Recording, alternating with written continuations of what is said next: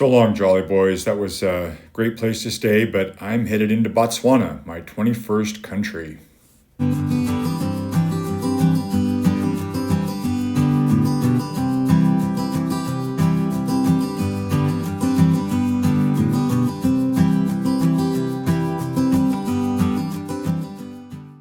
The contributions are always appreciated and meaningful, but lately they've been even more so. It's been a little rough here and there. Please hit the thumbs up button too for this video. And here's a list of the countries I've been through. I put Zimbabwe as kinda because I just walked across the bridge there. It wasn't really in Zimbabwe. So day started out pretty typical. But I love getting a thumbs up from the military checkpoints and just passing through. But this was a good checkpoint too. How are you? I'm okay, how are you? Good. Good. Speedometer is down. I'm sorry? Speedometer is 200. This one. Yeah. Well, yeah, I came from the United States. Yeah, with the same. Yeah. Where are you going? So in typical fashion for the XY chromosome, he wanted to know how fast the bike went and how far I've been going. He was really a nice guy, and there was the language barrier, but we had a good chat, really. Yeah. Okay, all the best. Yeah. Ciao.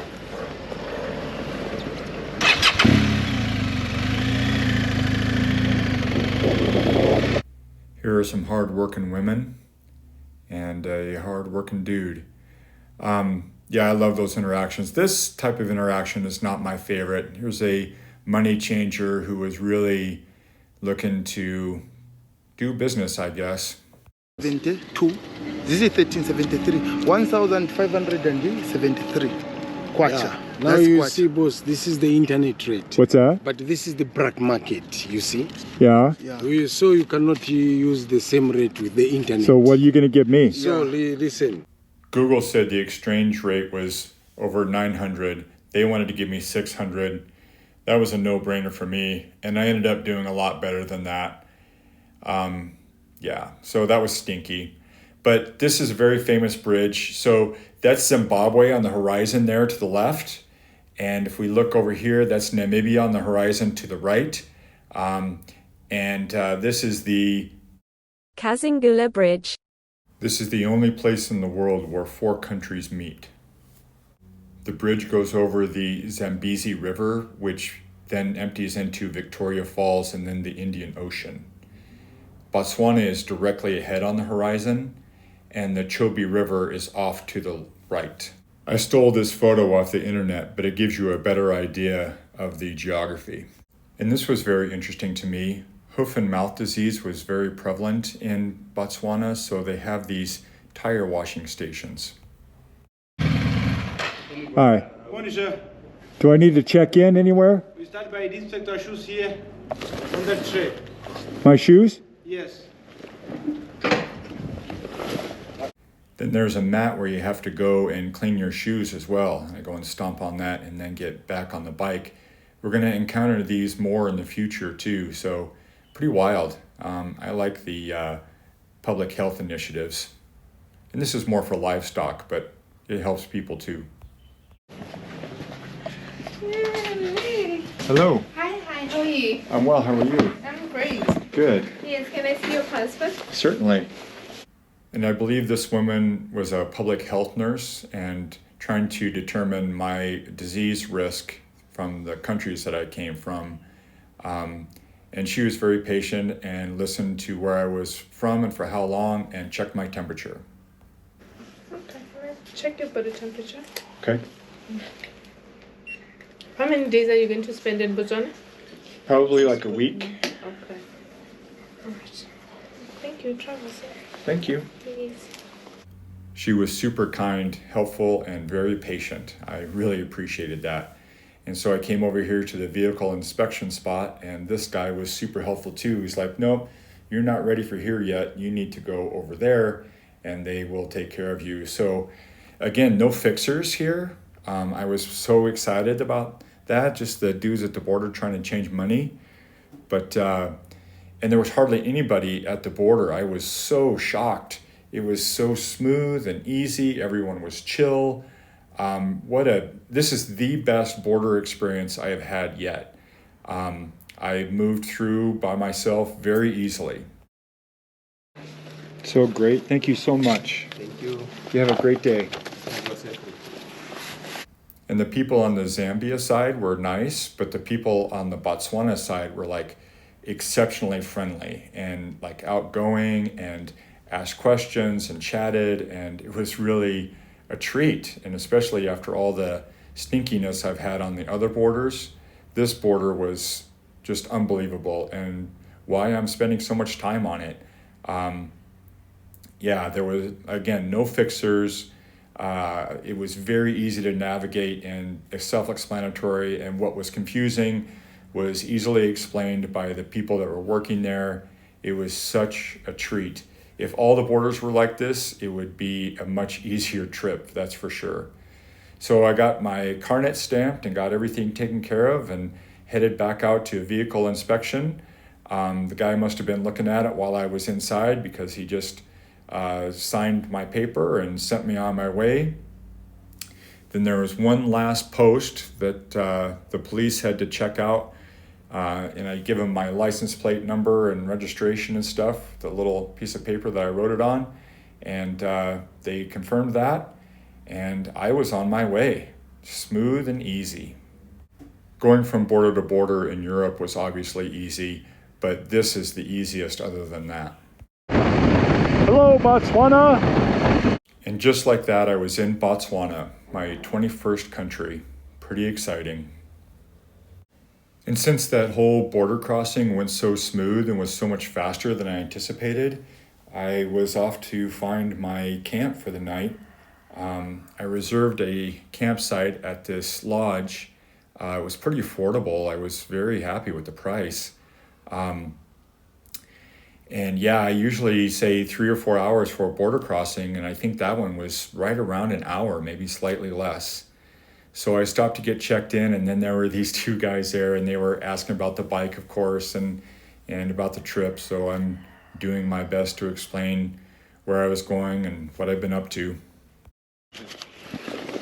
All right. All right, thank you so much.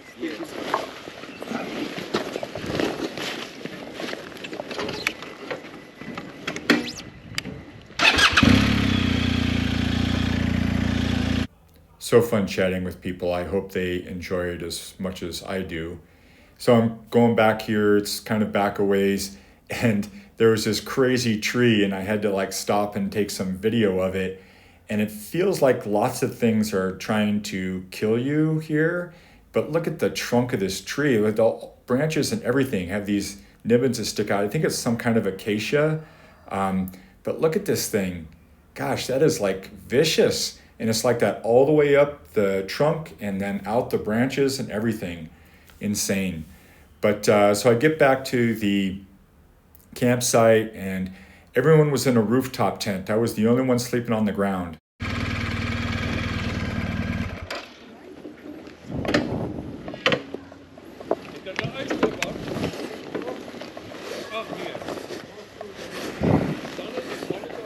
Pretty dusty area, but it was flat and seemed pretty good. The neighbors were really nice, but there were these signs everywhere. It's like crocodiles and hippos will kill you, and there's been buffalo around, so don't go outside the park area. Don't go in the water because the buffaloes and crocodiles will kill you.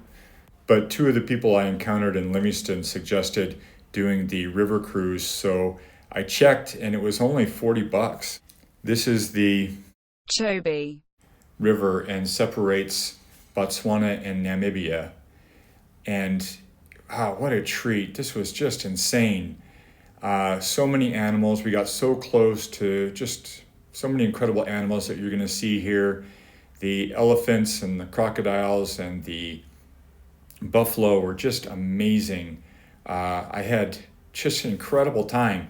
So between the campsite, the river cruise, and the dinner I had at the lodge that night, my entire bill was just over $60. And the $40 for this cruise was probably the best $40 I've ever spent.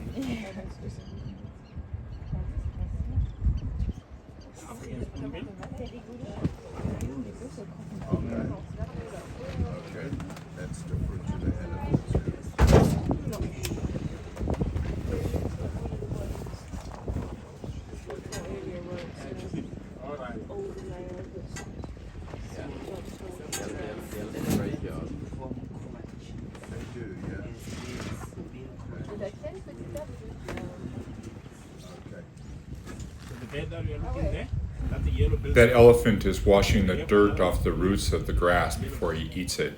So magnificent. And the guide is saying that the stork uses their legs to push the fish in front of them so that they can snatch it up with their beak. So great. And there's a spoonbill. We're going to see another one of those later too. But this elephant, just to be so close, and I was close to other elephants too, but really magical. What an incredible, incredible animal that is.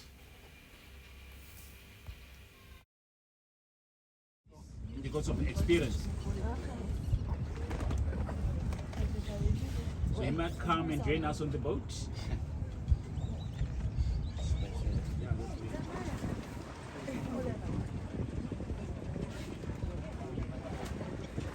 This woman in the foreground here, she's in another boat that's kind of beside ours, and how she's just not riveted on that magnificent beast all the time is beyond me. I couldn't take my eyes off of him.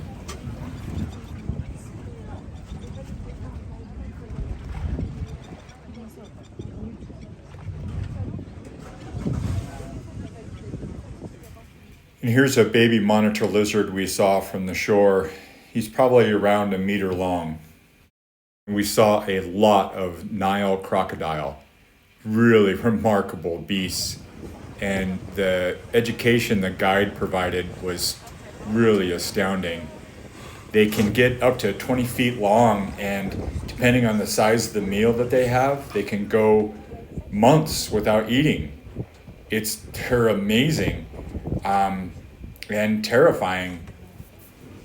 Our guide said the only two animals they don't actively kill are the hippo and the elephant, but everything else is fair game. Buffalo, the water bucks, of course the impala, everything. They eat and kill everything except for the hippo and the elephant.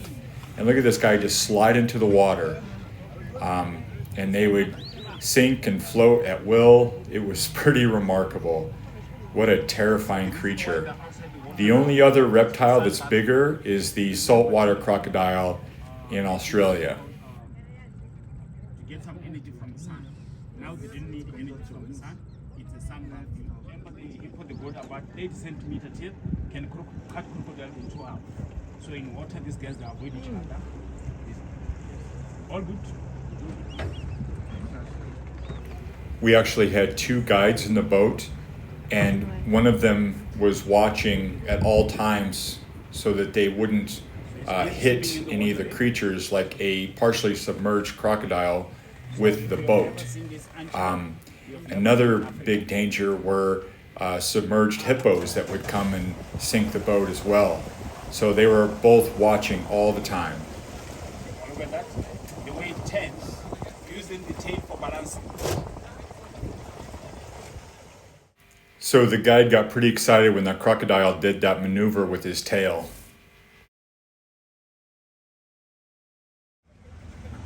So here's another group of elephants. So the young males will congregate with the females and the babies, but as the males mature, they're out on their own. They're no longer welcome in the herd. And that one that we saw feeding initially was a younger male.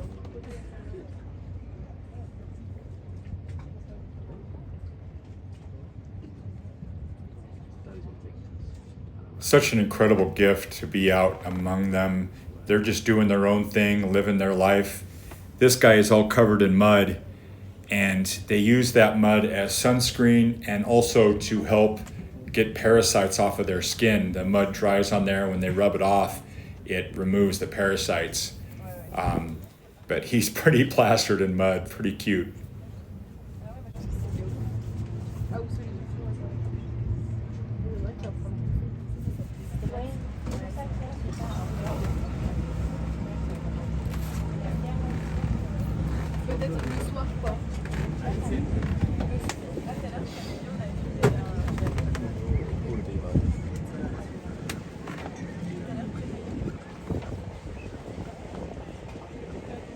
And these creatures here are called water buck. and I saw them when I was in Kenya. And one of the names for these little birds are called Jesus birds because they appear to be walking on the water. But the male is the one who incubates the eggs and raises the chicks. The female only lays the eggs, and then she goes to be bred again and have another hatch of eggs. But it's the male that does all of the incubation and rearing of the chicks. Really cool and really fun to see the chicks. It's 1, 2, 3, 4, 5, 6. And that number can stay like that for 40 years. Since I saw the buffalo in the Ngorongoro crater, I have been fascinated with them. Such incredible beasts. Look at that thing. And those horns are just incredible how they turn in like that. This one has a broken horn on his right side. And another one that we saw was a lot older and looked like he was getting ready to die actually. But these are such crazy beasts and very dangerous, we were told, that they frequently kill people.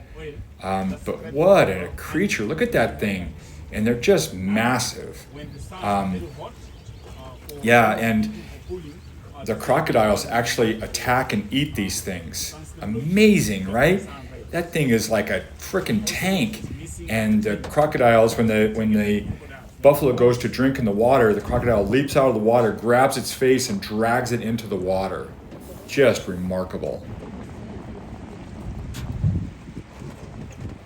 No kidding. So these animals here, we call them the Cape buffaloes. And the ones we have here are some bulls on retirement, the Dagger boys. So the guide was saying that one actually lost his tail to a crocodile, and that they're called Cape buffalo. That's the species that they are. But I couldn't believe that the crocodile came up and snatched its tail right off.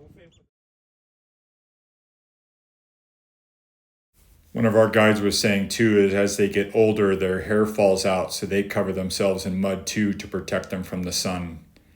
And here's another crocodile. Yeah, really incredible creatures. I find them so fascinating.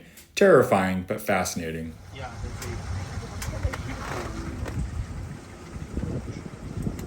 Look at that smile. Oh my gosh. I just can't believe I was this close to this giant reptile, and it was terrifying and beautiful. And look at this cheeky little spoonbill. So funny. He like just waltzes right over there like nothing.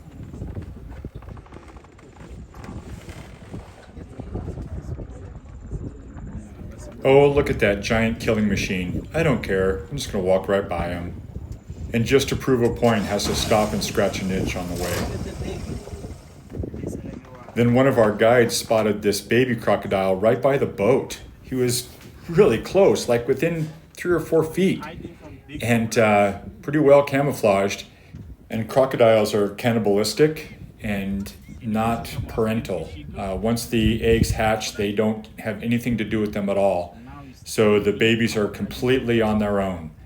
They could be eaten by adults or by other creatures, so they really have to rely on camouflage.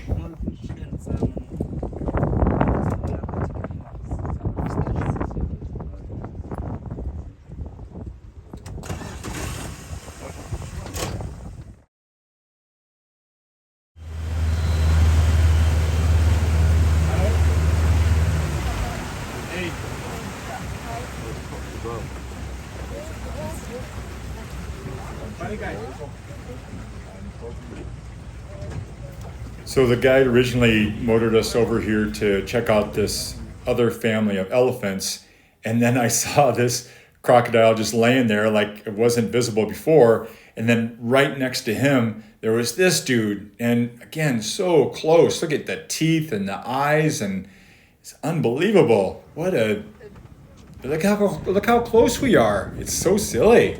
And they're just laying super still, so they're easy to miss, especially if you're trying to look at the elephants.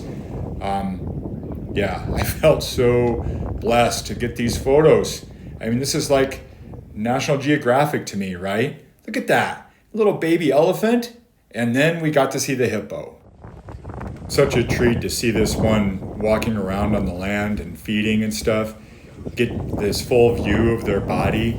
The other hippo that we saw was mostly submerged and pretty terrifying because it just came up and spouted to breathe and then was gone again. And the guide said he wouldn't stop the boat because he was afraid that hippo would try to capsize the boat. I heard somewhere once that hippos kill more people in Africa than any other creature. So I don't know if that's still true, but yeah, I don't want to get near one.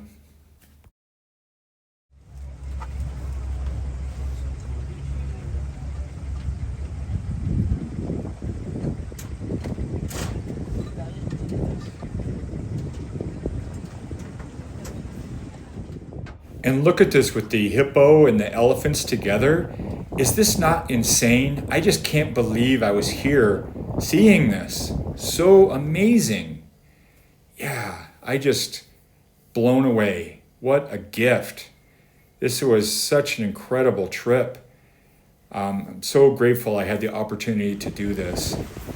Oh, look at him drinking. How sweet is this?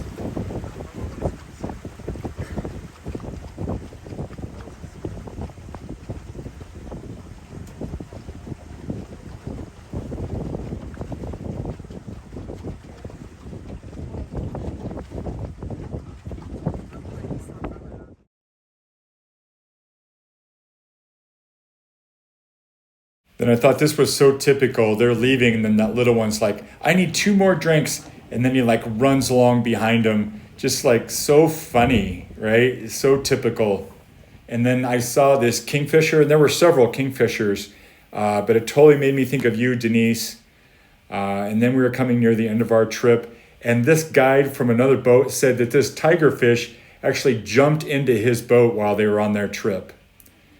Thanks so much for watching. Thanks for tolerating the longer episode. I hope it went by quickly and you still enjoyed it. Thanks for your support. Gosh, it allowed me to do that river cruise. Give Tim Collins a watch. He's super awesome. And peace and love to you all.